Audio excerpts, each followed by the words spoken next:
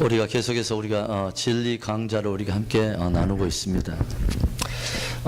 우리 믿음의 사람들은 반드시 세 가지 질문을 꼭 해야 된다고 여러분에게 말씀드렸습니다.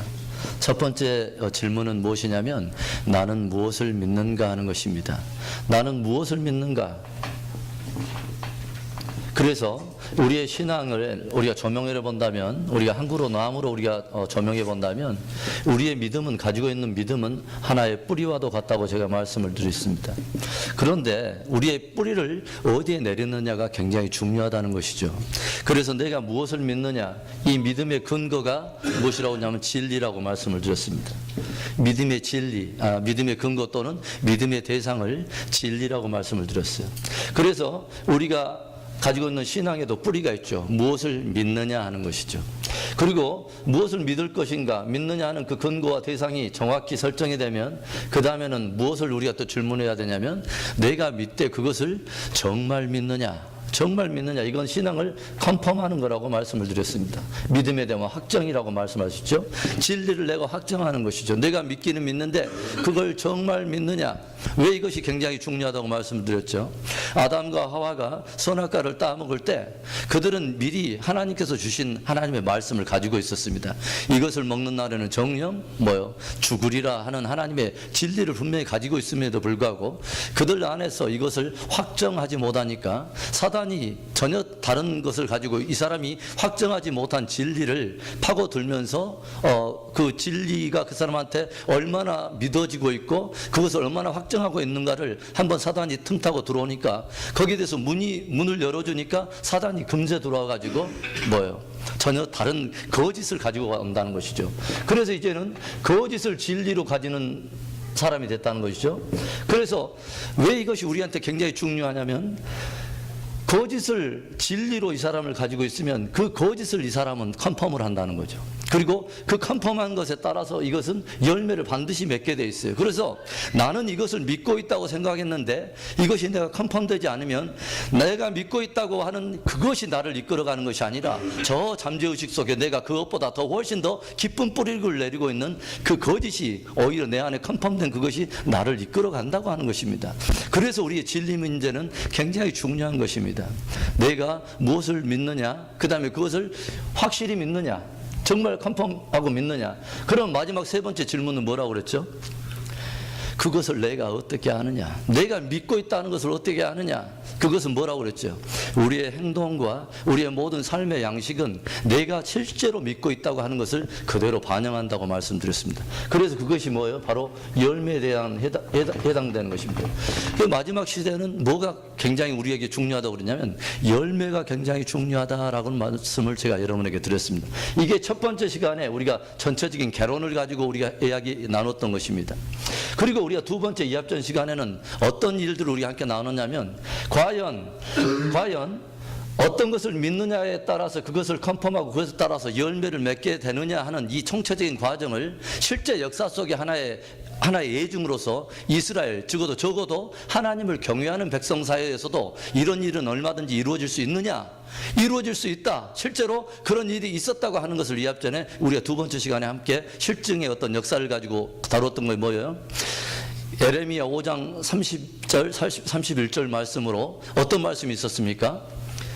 선지자는 거짓을 예언하고 그 다음에 제사장은 자기 임으로 백성을 다스리되 백성들은 이것을 좋아하는도다. 30절은 뭐라면 이 세상에 정말 무섭고도 정말 기괴한 일이 있다.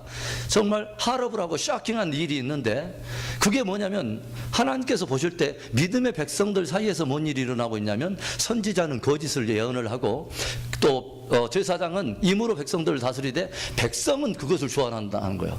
거짓 예언을 너무 좋아하고 그걸 좋아하고 있다는 거예요. 그래서 주님께서 함께 싸잡아서 뭐라면 이런 일이 있으니 너희가 어쩌려고 그러느냐 하는 것을 이스라엘 백성들에게 지금 말씀하시면서 에레미야를 통해서 지금 그 상태가 뭐예요? 북방에서 지금 바벨론이 심판하려고 바벨론을 그 도구로 해서 하나님께서 이스라엘 백성을 치시려고 지금 풍전등화의 상황에서 이게 에레미야에게 통해서 주신 말씀입니다. 그 말은 무슨 말이냐면 얼마든지 하나님의 전에서 예배하는 백성들 사이에서도 얼마든지 하나님을 부르는 백성 사이에서도 무엇은 있을 수 있다? 이런 일들이 있을 수 있다.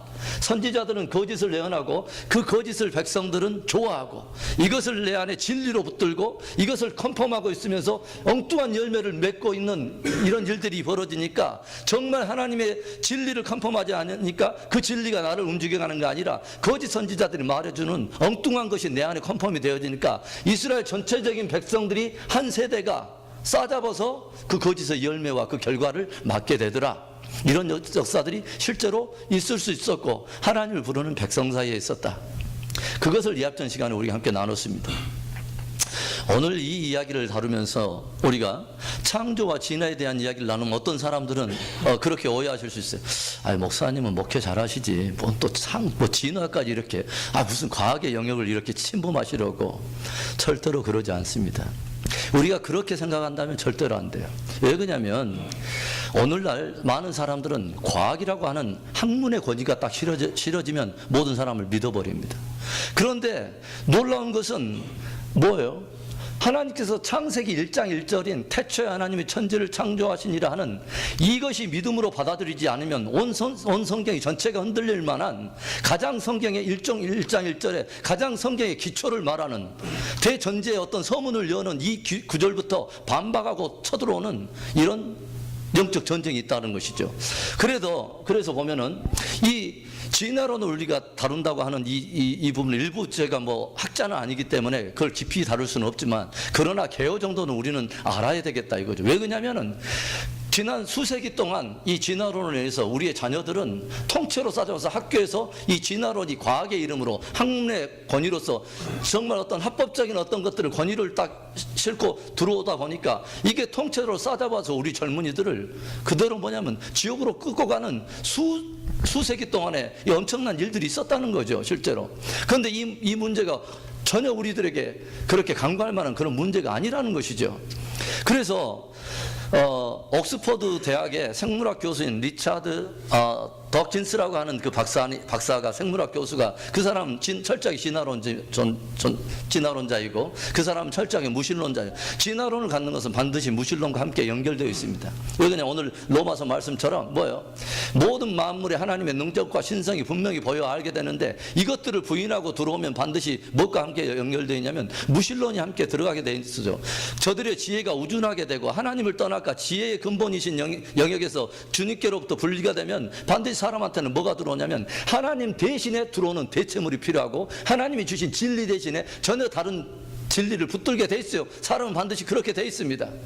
그래서 이 사람이 어떤 말을 했냐면 자기 어떤 그 저서를 통해서 그 저서 이름이 뭐냐면 The Battle of Evolution이라는 책입니다. 그게 뭐냐면 진화론의 전쟁이라고 하는 책에서 이 사람이 어떤 말을 했냐면 우리가 지금 벌여가려고 하는 이 전쟁은 정말 큰 전쟁의 극히 일부에 불과하다는 말을 했습니다.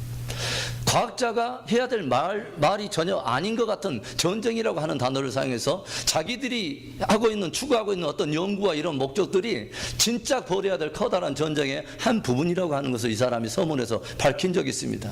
그리고 그 사람이 쓴 책 God Delusion이라고 하는 책에 뭐라고 나와 있냐면 우리들이 이루었던 이 전쟁의 모든 것은 종교를 겨냥하고 있다라는 이 말을 했습니다. 그 사람이 그러니까 무엇이냐면 이 사람이 진화론을 보다도 적극적으로 추구해가면서 이렇게 지금 나아가는 것이 그 타겟이 뭐냐면 종교와의 전쟁, 전면 전쟁을 선포하고 있는데 그 종교는 다른 종교는 아닙니다.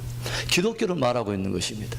그래서 이 진화론의 어떤 이런 이야기들을 우리가 함께 나누면서 이것은 영적이지 않다라고 말하면 절대로 안 됩니다. 왜 그러냐면 성경의 사도 바울이 그런 말을 하죠. 뭐냐면 철학의 속임수와 세상의 초등학문이 너희를 붙들지 못하게 하라. 이 말은 무슨 말이냐면 이런 것들이 학문의 이름으로 이런 어떤 그 권위의 이름으로 들어올 때 사람들은 다 속는다는 거예요. 그런데 이것이 너희들의 삶의 방식을 결정하고 너희 생각의 중심에 뿌리를 내리지 못하도록 하라는 원어적인 의미가 의미가 있어요. 그것으로 인해서 너희들이 영향을 받지 말라는 것이죠. 이것에 붙들리면 안 된다는 것이죠. 이것은 첫째적으로 무엇에 대한 속이면 디셉션에 대한 것이다. 뭐냐? 속임이다. 속임이다. 그래서 철학의 속임수라고 말해서 디셉티브 필라소피라고 나와요. 철학은 속인 것이고 그 안에 텅 빈 것이라고 하는 원어적인 개념이 있는데, 뭐냐면 왜 이런 것들이 우리가 볼 때 성경을 읽을 때는 와 그냥 쭉쭉 읽고 넘어가지만 왜 우리가 진리 문제를 다루면서 이런 부분을 좀 이렇게 다루어주는 것이 좋냐? 진리를 가지고 싸운다는 말은 곧 그 대상이 무엇과 싸운다는 것이냐면 거짓과 싸운다고 하는 것이기 때문에 그렇습니다. 제가 말했죠.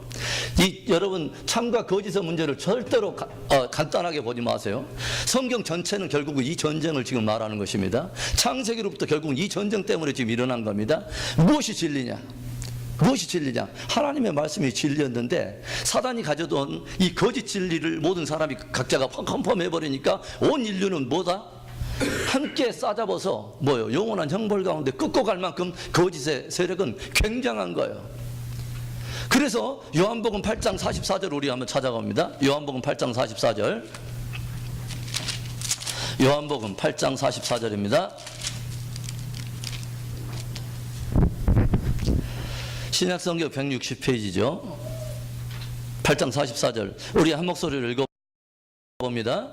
너희는 너희 아비 마귀에게서 났으니 너희 아비의 욕심을 너희도 행하고자 하느니라. 저는 처음부터 살인한 자요 진리가 그 속에 없으므로 진리에 서지 못하고 거짓을 말할 때마다 제 것으로 하나니 이는 저가 거짓말장이요 거짓의 아비가 되었음이니라. 이런 말을 합니다. 저는 처음부터 거짓을 가지고 있는 자. 네. 진리가 없으므로 진리에 서서 그 진리를 말하지 못해. 거짓의 아비예요. 그래서 이 무엇을 가지고 미혹을 하냐면 거짓을 가지고 미혹을 하죠. 사단의 최고의 무기가 뭘까요? 사단의 최고의 무기는 거짓입니다. 사람 안에 거짓 생각을 막 넣어가지고 진짜 진리를 흔들어 놓는 것입니다. 왜 그러냐면 사단도 영적인 영물이기 때문에 육체를 가지고 흔들 수는 없지만 생각 속에서 영을 조종해 놓고 영을 미혹하다 보면 제가 말했죠. 무엇을 믿느냐에 따라서 그 사람은 반드시 컨펌하게 돼 있고 그대로 그 의식을 가지고 생각도 하고 반응하고 결정도 하게 다 돼 있다는 것이죠. 그래서 이 진리의 문제는 너무너무 우리에게 소중하다는 것입니다. 사단의 최고 무기는 거짓이에요. 그런데 우리가 이렇게 질문할 수 있잖아요. 그런데 우리가 어떤 이단에 이제 넘어간 사람이 있어요. 그러면 그게 보면은 그냥 배움이 없는 사람 같으면 이해가 돼요. 그런데 조용히 보면 멀쩡하게 생긴 사람이요. 그리고 닥터 디그리도 있어.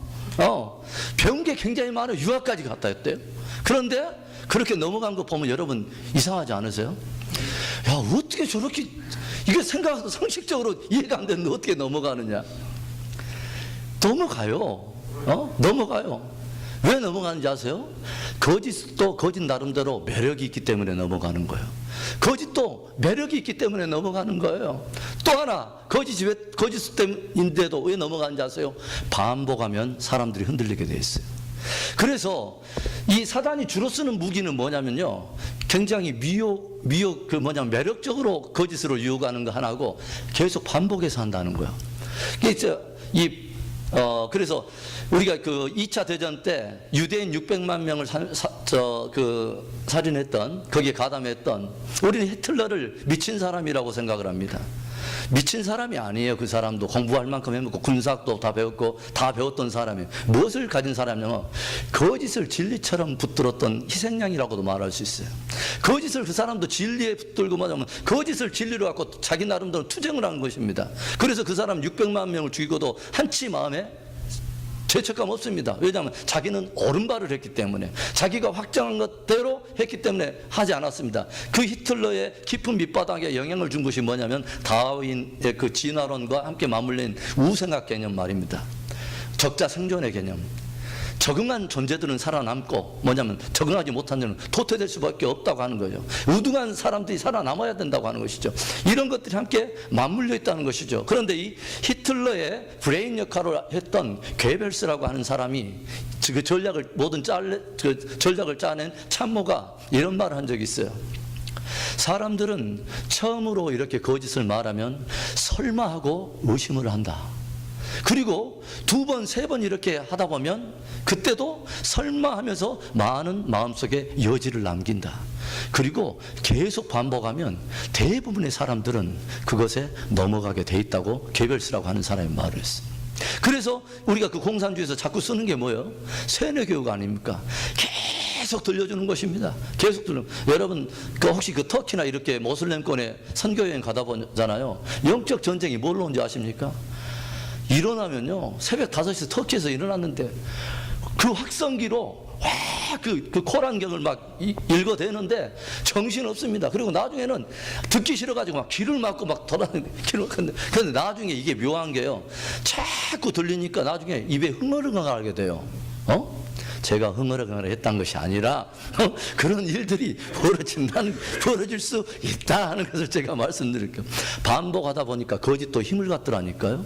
네, 그렇게 돼 있어요. 그렇게 돼 있어요. 그래서 어떤 사람에게 어떤 말을 계속 듣는가가 너무너무 중요한 거죠. 자, 오늘 오후 시간에는 제가 좀 짧게 끝내려고요. 왜냐면 지금 몸이 좀 안 좋으신 분들이 또 있고 그래서 또 자칫 잘못 또 입신에 또 들어가시기 때문에 그래서 오늘 전체적인 개요만 제가 이렇게 조금 정리를 하려고 그래요. 진화론의 문제를 절대로 간과하지 마세요. 왜냐하면 학교에서 어련히 학문의 이름으로 하니까, 교수들이 강의하니까 어련히 다 알아서 하겠어 라고 하는 우리 부모 세대의 어떤 그런 부분들의 어떤 그 방치했던 그런 것들이 우리 자녀들의 어떤 그 신앙에 굉장히 어떤 중심을 잡지 못하고 그들의 어떤 그 기초를 좀 잡아주는데 우리들이 그렇게 힘을 우리가 좀 많이 이렇게 갖지 못했다는 그런 생각을 많이 하게 됩니다. 자, 제가 이 패러그래프를 이제 읽어보겠습니다. 패러그래프. 그리스도인들이 진리와 직면하고 그 진리 위에서 치러야 할 싸움은 곧 거짓과의 전쟁입니다. The fight against the lies를 말하는 거죠. 사단의 주 무기는 거짓말이기 때문에 죄는, 제가 여러 번 말했죠. 죄는 무엇을 믿은 결과인 것이죠? 거짓을 믿은 결과인 것이죠. 거짓을 믿은 결과 때문에 일어나는 것이 죄의 형태들이에요. 죄에 대한 생각들, 죄에 대한 어떤 열매들이 뭐 때문에 하냐? 거짓을 믿은 결과 때문에 이런 일들이 벌어졌다고 하는 것이죠. 성경의 가장 첫 구절은 하나님의 창조라는 진리의 대명제를 담고 있는데, 그런데 과학의 이름으로 포장된 거짓이 하나님의 이 최초의 진리였던 성경이 대전제로 삼고 있는 창조에 대한 진리를 대적하고 수많은 여론들을 미혹하여서 멸망의 수렁으로 이끌어가는 것이 있으니 곧 진화론입니다. 자, 그래서 이제 우리가 첫 번째 간단한 것을 우리가 살펴보는데, 우연인가 섭리인가 하는 것입니다. 우리가 보통 과학을 말할 때는 과학에서도 과학의 어떤 연구 방법은 경험이면서 연구이면서 관찰입니다. 그러니까 반드시 연구돼서 관찰되어지고 검증, 즉 증거가 있어야 과학이 힘을 얻는 것입니다. 그런데 우리가 보면은 진화론을 이야기할 때는 무엇부터 이야기를 하냐면, 이 사람들은 어떤 하나의 가설에서 시작한다는 것을 알 수 있죠. 뭐냐면 제일 처음에 제1원인, 그러니까 과학에서 말한다면 그 사람들도 뭘 이야기합니까? 모든 존재하는 모든 것은 뭐예요? 존재케 하는 이로 말미암아 존재한다고 하는 것이죠. 제1원인이 반드시 있었다고 하는 것이죠. 그런데 실제적으로 이렇게 보면은 성경은 분명히 창세기 1장 1절에 뭐냐면 모든 만물의 근원이신 하나님을 우리에게 선포합니다. 태초에 하나님이 천지를 창조하시니라. 창조에 대한 진리를 선포하고 그 창조자가 있었다고 하는, 창조를 하려면 그분은 만물에 속하지 않는 분으로서 모든 만물을 창조해야지, 만물 속에 속해 있는 분으로서 창조할 수는 없다는 것이죠. 그래서 창조의 창조자가 되기 위해서는 모든 피조물의 위에 계셔서 그 피조물 안에 속하지 않으면서 그 모든 만물을 창조하신 분이 친히 창조하셨다고 성경은 말하고 있습니다. 그러면 우리가 진화론을 말할 때, 진화론은 대부분 사람들이 과학이라고 말을 합니다. 정말 진화론이 과학입니까? 여러분, 진화론은 과학이다, 이것을 여러분 동의하세요? 진화론은 과학이 아닙니다. 왜냐하면 진화론도 하나의 믿음에서 출발한다는 것을 알 수 있습니다. 뭐예요? 진화론은 오히려 과학이라면 철저하게 관찰하고 검증하고 어떤 원인에 따른 어떤 결과들이 이렇게 나와야 되는데, 첫 원인에 대해서, 그래서 아까 제가 도킨스라고 하는 사람을 왜 지금 말을 하냐면, 제가 이렇게 이메일 같은 거 찾아보고 인터넷 뒤져보니까 진화론의 최고의 권위자의 한 사람이 뭐냐면 리차드 더킨스라고 하는 사람이었습니다. 이 사람이 어떤 말을 했냐면, 자기도 어떤 기자와 함께 회견을 하면서 어떤 말을 하냐면, 자기도 제일 처음에 제1원인, 그러니까 첫 분자, 그 분자가 당신이 지금 거슬러 올라갔다면 하면 제일 처음에 어떤 것에서 이렇게 출발을 했다는데, 제1 원인이 된 그 첫 분자 내지는 어떤 존재에 대해서는 그 존재는 어떻게 생겨났냐라고 말한 것에 대해서는 3번이나 I don't know라고 말을 합니다. 그러니까 이 진화론 자체가 무엇에서 철저하게 사실은 근거하고 있다고 근거하고 있냐면, 처음 제1원인에 대해서 하나의 가설 속에서 존재한다는 것을 출발한다는 것을 알 수 있죠. 그 말은 무엇을 말하냐면, 그럴 것이다 하고 이 사람들도 믿고 있는 것입니다. 하나의 믿음에서 출발하는 것이, 진화론이 절대적으로 과학적인 방법이나 과학적인 어떤 것을 통해서 검증할 수 있는 것은 진화론 하나도 아닙니다. 처음부터 다 그렇게 출발하죠. 그래서 진화론이 뭐라고 그러죠? 처음에 모든 것이 출발할 때 모든 것은 갑자기 처음에 그럼 제1원인은 어떻게 생겼냐 하니까, 거기에서 이 사람이 툭 튀어나온 말들이 뭐냐면 우연히 생겼다. 얼마나 후구적입니까? 우연히 생겼다. 그러면 모든 인생들이 검증되지도 않는 우연에다 모든 내 삶을 걸고 내 지식의 모든 근원을 걸어가지고 이것을 가지고 믿고 가고 있다면, 우리가 그것을 어떻게 컨펌할 수 있고 그것으로 나타나는 열매들이 뭐냐 이거예요. 그런데요, 우리가 무엇을 할 수 있냐면은, 거짓된 무엇인가를 우리가 가지고 있고 거기에 컨펌을 하고 있으면 분명히 그 열매는 분명히 확실히 다르다는 것을 알 수 있습니다. 그것을 알 수 있어요. 왜 그러냐면, 진화론을 따라 오늘 제가 쭉 개요만 제가 말씀드리는 거예요. 진화론은 분명히 비인격적인 어떤 무엇인가로부터 출발했다고 이 사람들은 말을 합니다. 분명히 뭔가를 비인격적인 어떤 것에서 출발했다고 말을 합니다.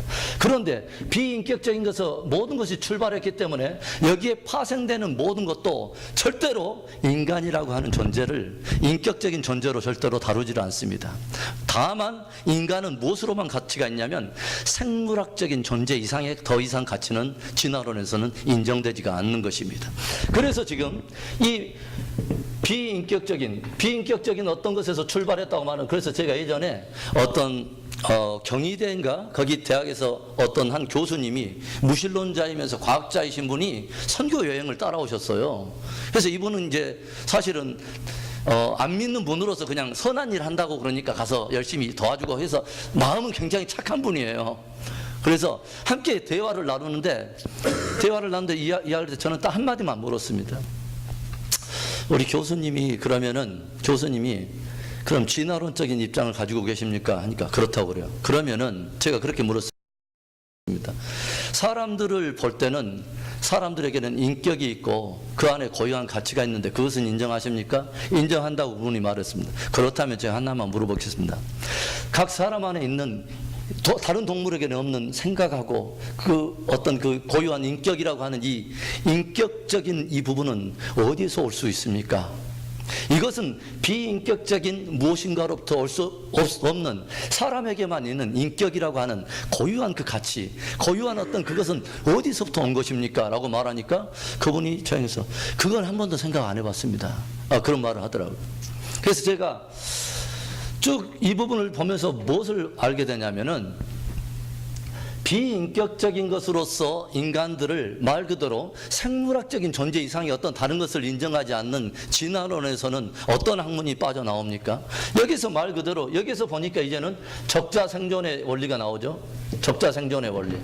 말 그대로 그 어떤 상황에 특별한 환경에 적응된 사람들은, 그 존재들은 살아남지만 그러지 않는 그런 어떤 존재들은 점점 도태된다고 하는 것이지 않습니까? 그런데 이런 것들이 어떻게 영향을 미치기 시작하냐면, 2차 대전 때 히틀러가 유대인 학살 정책을 할 때에 그것을 도덕적인 어떤 책임의식이라든가 어떤 그 죄책감에 누르지 않도록 모든 것을 뒷받침해 줬던 것이 뭐냐면 우생학이라고 하는 생물학이었습니다. 그게 뭐냐면은 적자생존, 말 그대로 적응하면 그 종자가 살아남아야 되고, 그 다음에 멜더스가 인구 이론을 말을 했습니다.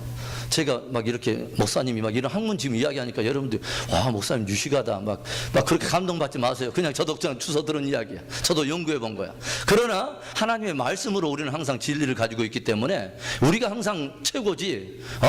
오히려 세상의 초등학문이나 다른 것이 진리를 흔들려 하는데 우리가 정말 그런가? 막 이러고 있으면 안 되지 않습니까? 할렐루야. 네, 우리 보험회사가 세일즈맨이 나가서 물건을 막 파는데 세일즈맨이 막 파는데도 물건이 하찮아도 세일즈맨은 진짜같이 막 파니까 사람들이 막 가입도 하고 그러는데 우리는 진짜를 가지고서도 정말 그런가? 막 이러고 있으면은 이건 안 되는 거예요. 그래서 우리가 무엇을 믿는가, 내가 그것을 확실히 믿는가, 그걸 내가 어떻게 아는가 하는 것을, 이 진리에 대한 것을 컨펌하는 것은 너무 중요한 거예요. 할렐루야.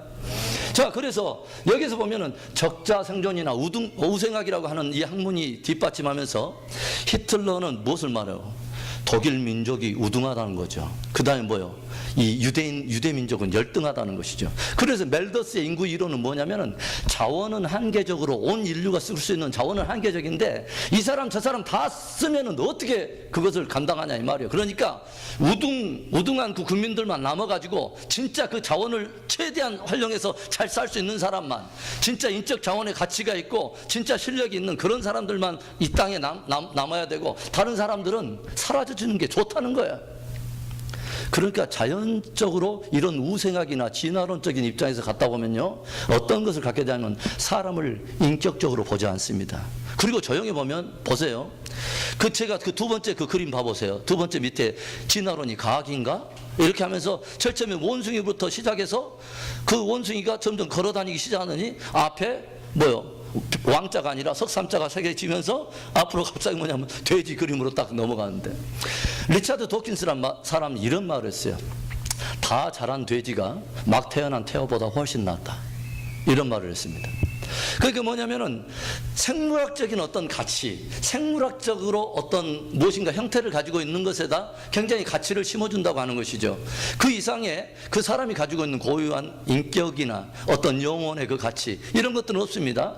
그리고 왜 다윈의 진화론이나 이런 부분은 왜 무신론으로 갈 수밖에 없느냐?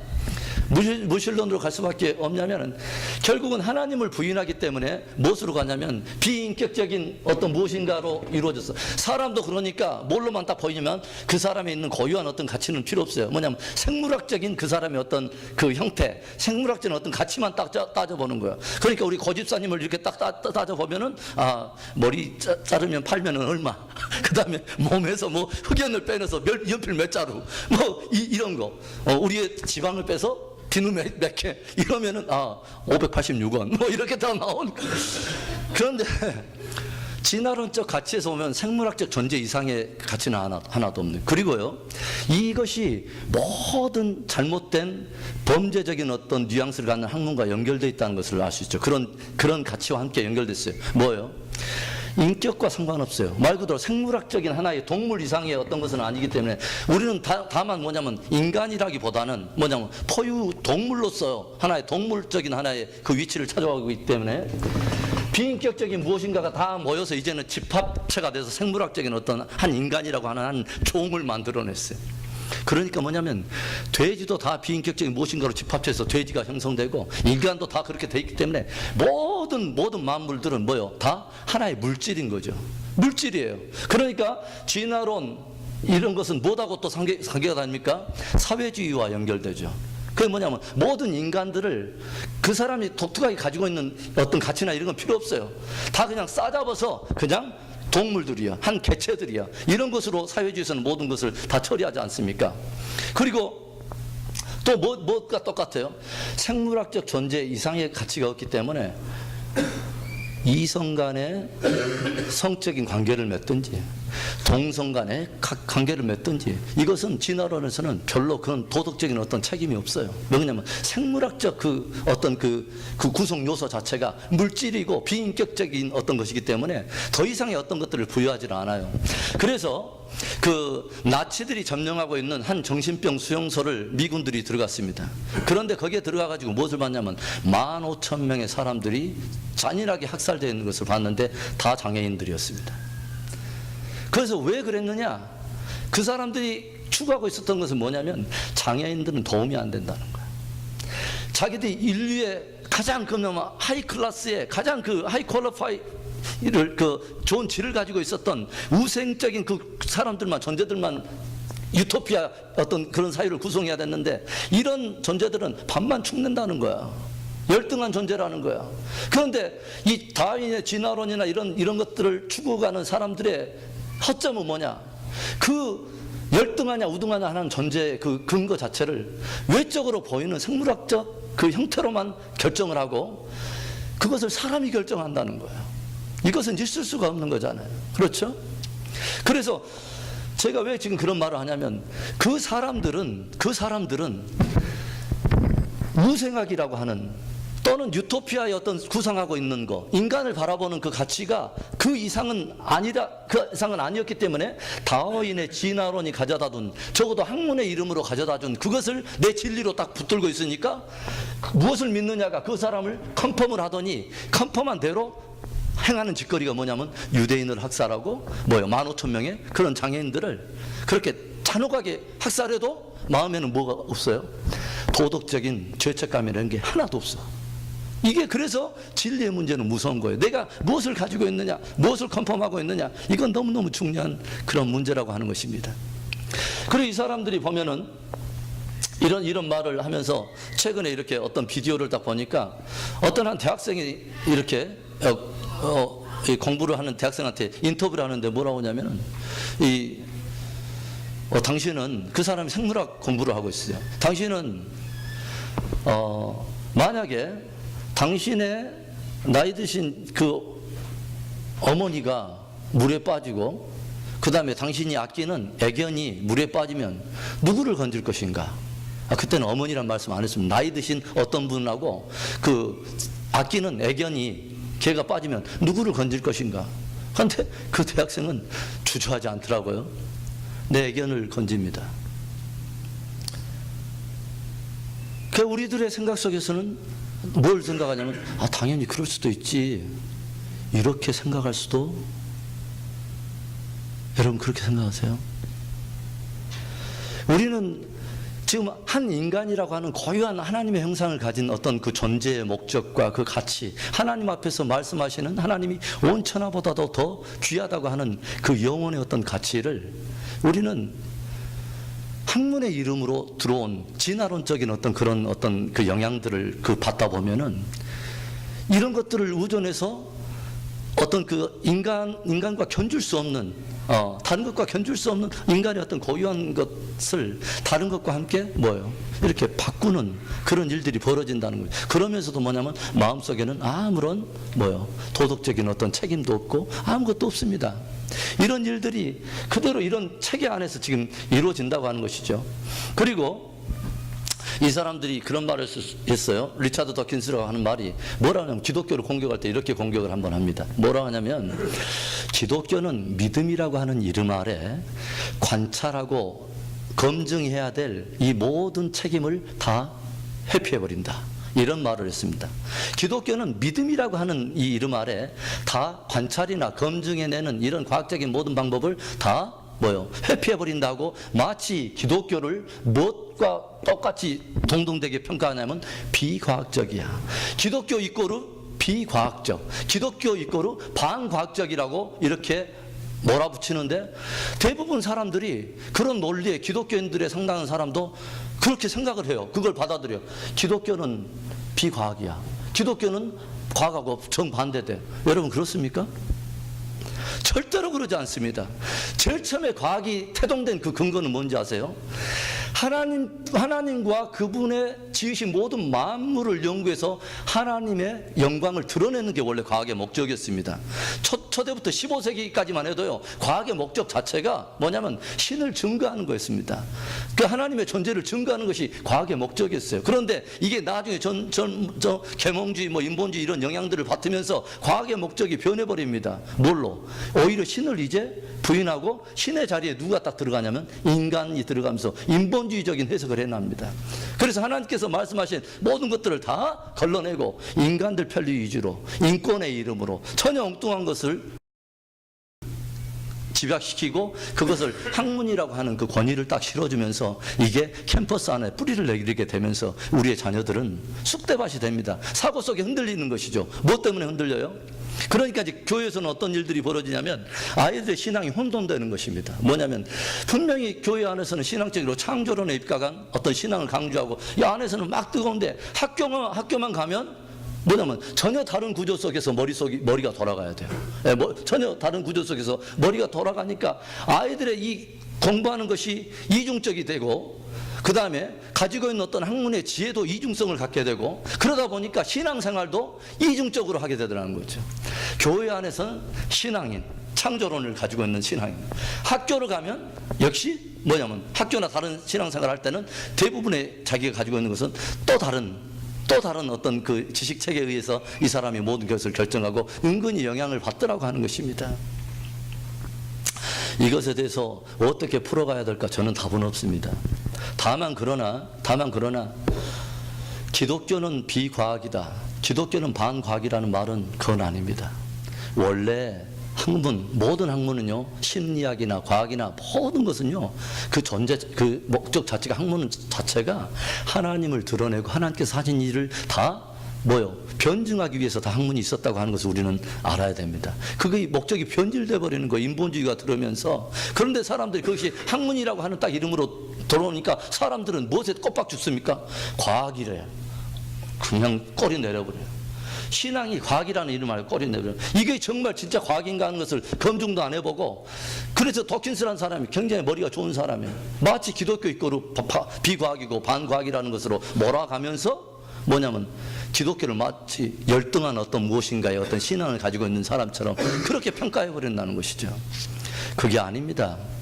기독교는 다만 초과학인 것입니다. 과학을 뛰어넘는 것입니다. 그러나 진짜 과학자들은 모든 만물 속에서 진짜 모든 것을 마음을 겸비하게 내려놓고 현상을 관찰하고 그렇게 하면 하나님을 인정할 수밖에 없는 것입니다. 이것이 진짜 과학을 아는 사람들입니다. 그러니까 어떤 사람 똑같이 달나라에 도착하고 나서도 어떤 사람은 온 우주에 하나님께서 충만하더라 하고 고백하는 사람이 과학자가 있는가 하면, 어떤 사람은 내려가지고 가시적으로 하나도 안 보이니까 뭐냐면 온 우주에 하나님은 눈 씻어도 없더라. 극단적인 한 대상을 가지고도 이렇게 첨예한 어떤 그런 대립들을 우리가 보여주는데, 이 진화론이 무엇을 말해요? 진화론이 무엇을 말하냐면 자기들이 일종의 뭐냐면 종 안에서의 그 변화가 아니라, 다윈은 무엇을 말하냐면 종 자체가 전혀 다른 종이 될 수 있다는 이 변화를 주장하지 않습니까? 종에서 다른 종으로. 이 말이 이제 조금 과학적이 됩니까? 그런데 이 표현만 제가 쓰고 그냥 그 과학적인 표현을 안 쓰겠습니다. 이 사람들이 어떤 것을 말하냐면 종에서 다른 종이 될 수 있다는 거예요. 말 그대로 원숭이가 사람이 될 수 있고, 사람이 진화하면 물고기도 될 수 있고, 또 물고기도 진화하면 막 뭐가 되고, 아까 지금 뭐냐면 배가 막 나오니까 나중에 보니까 멧돼지가 딱 되고, 뭐 이런 일, 종이 과연 다르는 이 종의 변화를 이 사람들은 말했습니다. 그런데 지금까지 우리가 과학을 우리가 바라보아도 그 사람들 스스로도 무엇을 하나 검증해내지 못하냐면 종에서 다른 종으로 넘어가는 변이 과정에 있는 무엇인가는 하나도 찾아내지 못합니다. 다만 무엇에 변화는 있냐면 종 안에서의 어떤 변화는 있습니다. 예를 들어서 어떤 사람이, 예를 들어서 나 같은 사람이 예를 들어서 목회 막 하는데 집에 가서 설거지 열심히 하다 보니까 손이 발달했다. 손에 주부습진이 걸렸다.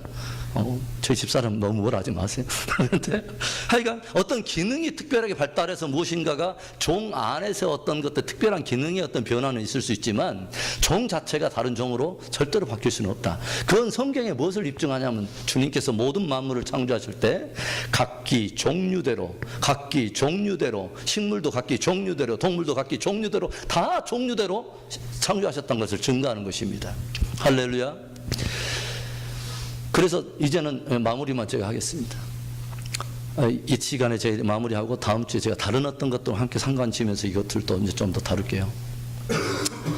성경은 하나님 없는 또 하나님의 모든 만물에 그의 능력과 신성으로 다 창조하신 이 세계를 부인하기 시작하면, 즉 창세기 1장 1절을 그대로 믿음으로 받지 못하면 어떤 일들이 있게 되냐면, 바로 하나님의 진리를 거짓 것과 바꿔먹게 되고 마음이 우둔하게 되어 하나님의 영광과 거짓 것을 자꾸 바꿔먹는 일이 생기게 된다. 그러면서 성경은 그 사람들을 뭐라고 딱 평가하냐면 딱 한마디로 평가를 하는 거죠. 시편 14편 1절에 뭐라요? 어리석은 자는 그 마음에 이르기를 하나님이 없다 하는도다. 이게 하나님은요, 이렇게 막 구구장창 막 과정을 이것을 설득을 하지 않아요. 그분은 뭐냐면 주님은 한 문장으로 딱 끝내버리시. 알아서 해라 너가. 그러니까 창세기 1장에서 태초에 하나님이 천지를 창조하시니라. 사람들은 굉장히 막 반문합니다. 어떻게 창조하셨어요? 첫째 날은 뭘 창조하셨는데 어떻게 어떤 과정을 통해서 막 하셨어요? 하나님께서는 그런 것이 하나님 앞에서는 전혀 장애가 되지 않아요. 과정을 하나님은 얼마든지 뛰어넘으시죠. 아까 제가 말했죠. 하나님은 초과학적이세요. 모든 것을 뛰어넘으시고 그분 앞에서는 어떠한 것도 장애가 되는 법이 없어요. 그 주님께서 그들을 뭐라고 평가합니까? 네. 어리석은 자는 마음에 이르기를 스스로 하나님이 없다 하는도다. 그래서 이 지진화론과 그 창조, 이것은 어떻게 보면 전쟁도 아닌 것인데 하나님 볼 때는 웃기는 건데, 우리들에게는 이것이 영향을 적지 않게 미치는, 신앙에 영향을 미치는 하나의 전쟁의 한 부분이 들어있는 것이죠. 진리냐 거짓이냐, 창조냐 진화냐, 이런 부분들에 우리의 자녀들은 영향을 받더라 하는 것이죠. 그래서 제가 여러분들에게 이 말씀을 오늘 좀 전해본 것입니다. 자, 우리 이 말씀만 하고 마치겠습니다. 계시록 14장 7절 하나만 읽고 우리 마치겠습니다. 계시록 14장 7절.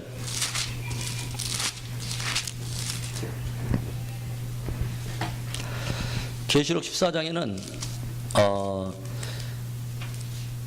6절에 보니까 또 보니 다른 천사가 공중에 날아가는데 땅에 거하는 자들 곧 여러 나라와 족속과 방언과 백성에게 전할 영원한 복음을 가졌더라. 영원한 복음, 모든 민족, 나라, 백성, 사람들이 다 들어야 될 영원한 복음을 가졌는데, 그 중에 첫 번째 그 7절입니다. 그가 큰 음성으로 가로되 하나님을 두려워하며 그에게 영광을 돌리라. 이는 그가 심판하실 시간이 이르렀음이니 하늘과 땅과 바다와 물들의 군을 만드신 이를 경배하라 하더라. 모든 땅과 하늘과 모든 만물은 누가 지으셨단 말이에요? 하나님께서 지으시고 모든 지으신 만물은 하나님 앞에 서게 될 날이 있다고 하는 것입니다. 자, 오늘은 여기까지만 하겠습니다.